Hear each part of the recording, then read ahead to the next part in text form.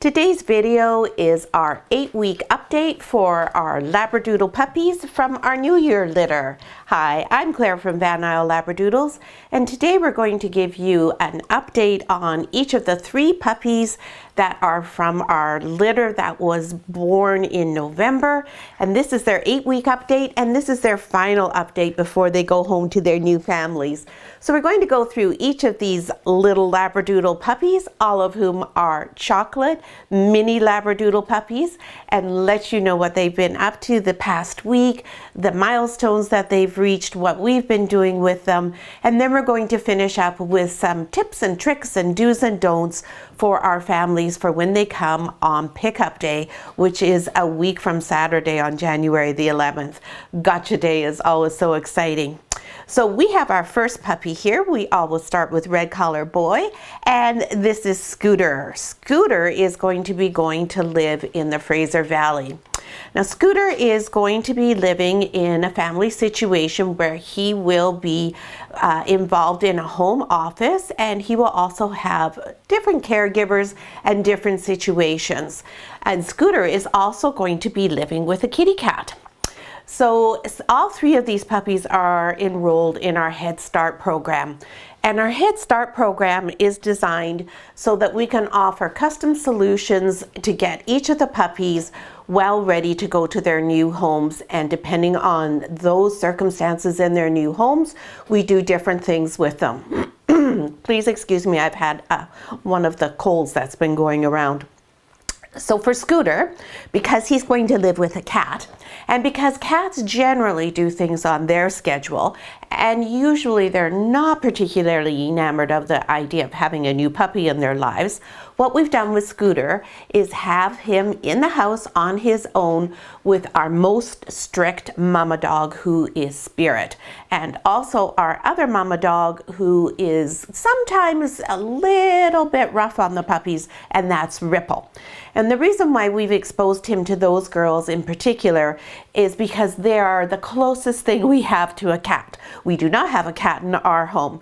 Spirit is very bossy with the puppies. She does not tolerate any bad behavior from them, and she will not hesitate to growl, roll them over, and just be generally unfriendly with them. So that will give Scooter a great exposure to what he can expect from the cat in his life. That way he is not going to be taken aback by someone who all of a sudden doesn't like him and think he's the cutest thing on 4 legs. And with Ripple, what we do with Scooter and Ripple is she too will be growling at him and bossy, not let him have the toys, as Ripple is all about Ripple, but she will also warm up to him to some degree. So that shows him that if you persevere and if you respect what the other animal is asking of you in terms of boundaries, that you'll make some progress. And we expect that's what will happen with Scooter and his cat. The other thing Scooter's been doing is being in his crate on his own, and he has done that very successfully. He's been in there for more than an hour during the day without any protests. He just lies down, goes to sleep. We usually put the puppies in with a bone, and he quite enjoys that. And Scooter has come and been on his own in the house away from his litter mates, and we do that to make sure that he's not particularly traumatized when he goes home on his own, and he's doing quite well with that. We've been practicing extra with Scooter on having him on his own in the house and also losing sight of us, particularly me. He is most strongly bonded to me, so what we do is I go behind a solid closed door where he can't see me at all, and I also go behind the glass doors where the puppies are born and where we have our other litter right now, so he can see me but he can't have access to me. So he's doing really well with the solid closed door. That's not a problem for him. But when he can see me and not get to me, he still tends to squeak a bit. So we're going to work a little bit more on that on the upcoming week. The puppies will also be working on their leash training. They'll be going for some more car rides and all of the other regular things that we do in our Head Start program. And so that's a little bit about Scooter, who is doing great. He's a sweet boy, and we just love this little guy. Okay, Scooter, time to trade.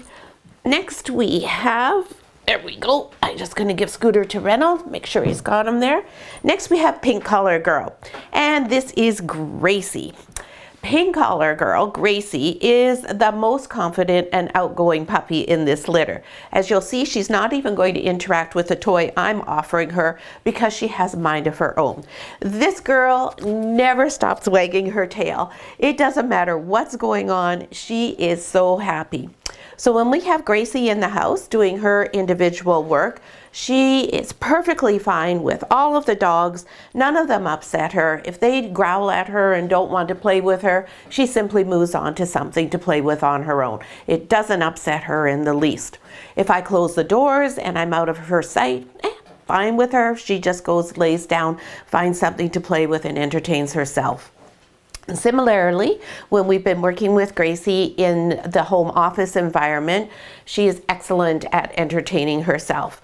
She comes to see me about every 10-15 minutes just to check in, and as soon as I distract her with another toy or give her something to do, she's off and away and fine on her own. So she's going to be quite easy to work with.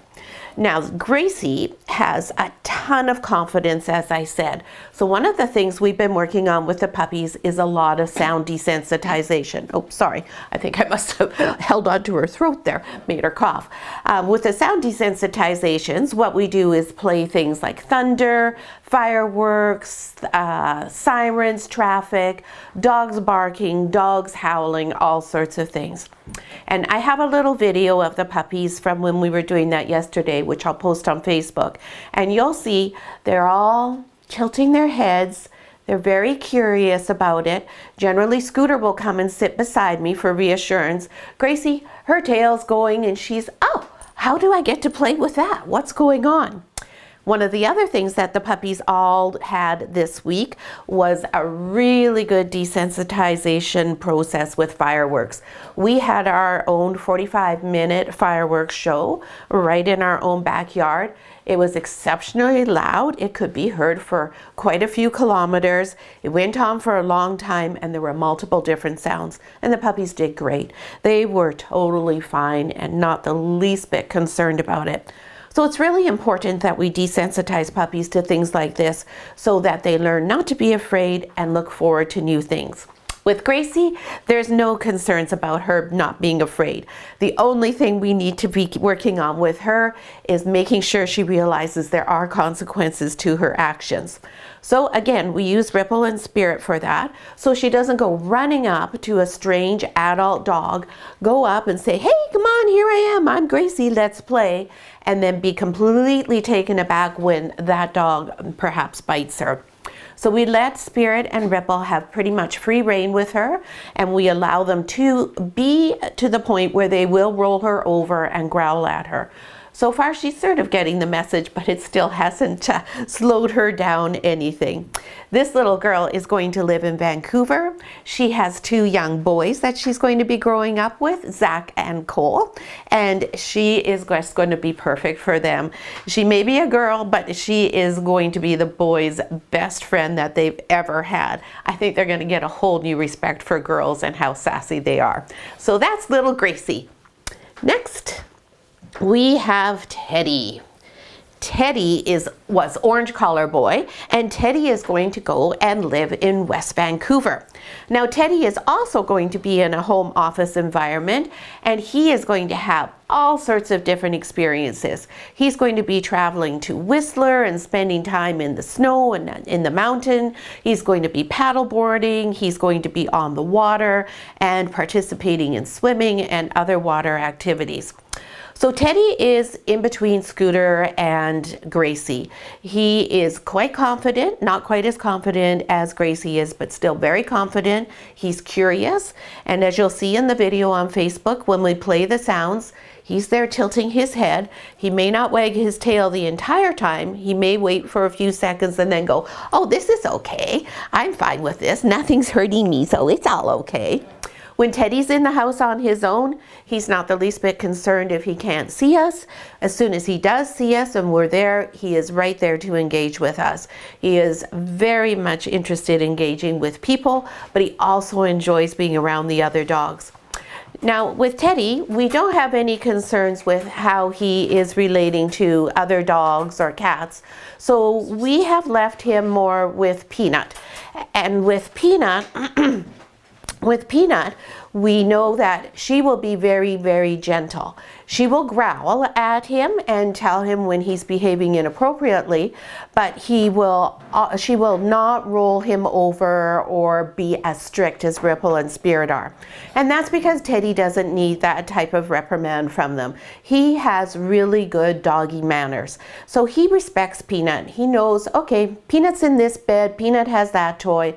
I'm gonna go and wag my tail and try to be a really cute little Labradoodle puppy and say, hey, do you want to play with me? But when Peanut says, yeah, not so much, I am perfectly fine with that, and I walk away. So that's great. Teddy has really good doggy skills already. So we're not focusing so much on that with him. We're focusing more on him in the home office environment and making sure that he learns how to entertain himself, to be quiet, and that he doesn't always get 100% of his people's attention and time. And you'll see how he's lying down right now. He's good, he's very calm, he's really good at entertaining himself. And the other thing we've done is have the puppies outside in the full backyard area. So they've been exposed to being in the rain a lot. They've run through puddles, wet grass. They've been on multiple different surfaces. They've been around our pond. They've seen the blackberry bushes. And Teddy in particular, we've made sure has had many, many varieties of circumstances that involve being wet and lots of different opportunities. We don't have any snow on Vancouver Island, so we can't quite expose him to that, but he will not have any problems with that. Teddy is the type of Labradoodle who embraces all sorts of new experiences. He really enjoys going out and finding out about new things. He's an adventuresome little boy, but at the same time, he's also very good at sitting quietly in the office. So that's Teddy, who's off to West Vancouver. We'll just give him back to Reynold now. And now just a little bit of information for our families for pickup day, which is January the 11th, and pickup is at 1:30 in the afternoon. Now, lots of times our families ask us, can we come early? Because they're trying to coordinate ferries, etc. We have the pickup time at either 1:30 or 2 and sometimes at 3 for a reason. First of all the puppies have to be prepared for you for pickup day, which involves a full bathing and drying. Now, even though we dry the puppies with a dryer, it still takes time for them to recover from that whole event.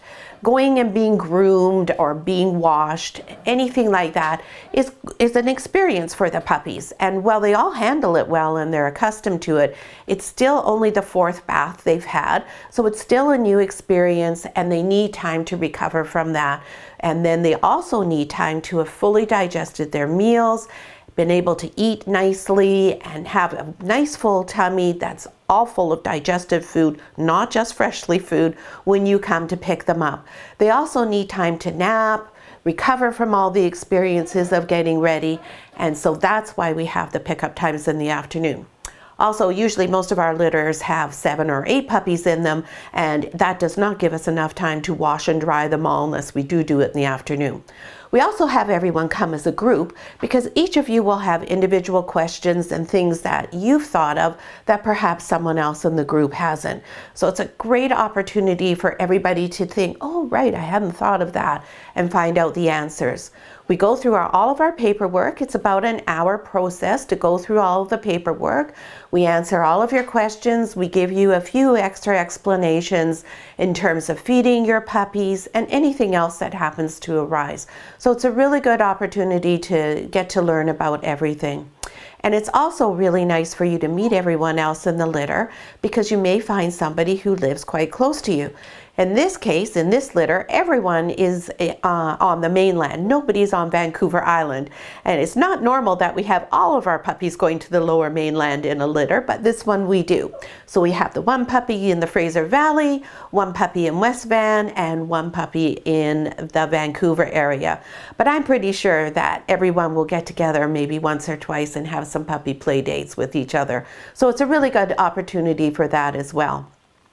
Now when you come, what we say is to have your crate in your car, but do not expect to be taking your puppy and putting them in the crate.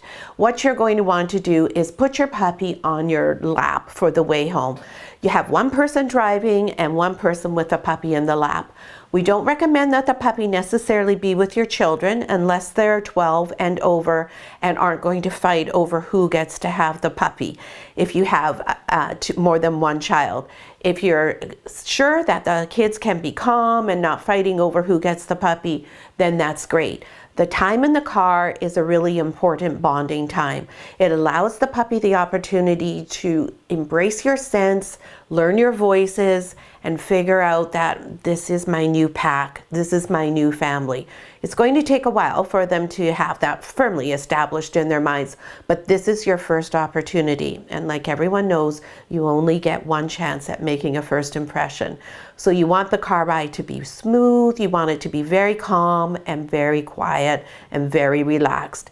So you have your puppy in your lap, you're doing some cuddling, having a little toy like this that has a little bit to chew on, a little bit of a squeak and a soft bit is ideal. A nice blanket and a pee pad is an important thing to have as well. So none of these puppies get car sick. They're all really good in the car. However, the stress of leaving and going with a new family sometimes can make the puppies be sick in the car. You're also driving from here to the ferry terminal. You're going up and down hills and around corners. You want to take it nice and slow and easy, and sometimes that will cause the puppy to be sick as well. You may also find your puppy has a little bit of a loose stool, and that's all just from stress. The puppies will have all had their fecals done before they go home to make sure that those are all clear. But you really need this time to be very quiet, calm, relaxed, and full of love. And so your puppy learns right from the beginning, you're a safe person, this is a safe place, I'm secure, you're going to look after me. Then when you get to the ferry terminal, you want to let the puppy out to stretch their legs. We do not advise that you go over to any of the pet areas that are at the terminal. Those are full of dogs from who knows where, whether they've been vaccinated or not, goodness only knows. So just take your puppy out, just walk them right around on the tarmac area and not so much on the grassy area where everyone else takes their dogs. Make sure you bring some poop bags with you so if they have a poop, you can pick it up and dispose of it. But just avoid the pet areas. Same thing when you're on the ferry. If you want to take your puppy out of the car, then just do it on the deck that you're on and not going into the pet holding area for dogs while you're there. Again, you don't know who's in there. And if you're going to go up off the car deck, you may want to leave one person with a puppy. That's what I would recommend. But if you all go, then put your puppy in the crate. And your puppy is not going to stay awake the entire time from when you leave here until you get home, because you're all going to be on the ferry that leaves around 6. So you have quite a few hours. Your puppy's going to need to sleep. So put them in the crate, give them a nice little bone or a nice toy, and let them relax and have a sleep. And that's when it's a good time for most everybody, except for maybe 1 or 2 of you, to be in the car just quietly reading so that they can calm down. And then when you get home, first thing, take them out to where you've decided they're going to go pee. Let them have a pee break, let them run around a bit, then come in. Then after they've played around for about 15-20 minutes, you're going to give them a light dinner, and then you're going to let them go out again, run around a bit, and then it's off to bed. And you'll find that generally speaking, they're going to settle right down for the night because it will have been a big day and a big adventure for them. So those are your tips and tricks for taking your puppy home, but don't feel bad if you don't use the crate at all and you spend the whole time snuggling your puppy. I certainly would if it was me taking my puppy home, and it's good for the puppy. So we hope you've enjoyed this video, and our Puppies 1, 2, 3 episode will be coming out on Sunday, and this week's episode is going to be on treats, and treats specifically for puppies. We're also going to do a little overview of all the products that we have, and we'll give you an idea of the things that we recommend would be good for you to start off with your puppy. And we'll also discuss the food that we will have available for you to take home for your puppy, and then you'll be all set and ready to go. If you have any questions or comments, as always, don't hesitate to ask.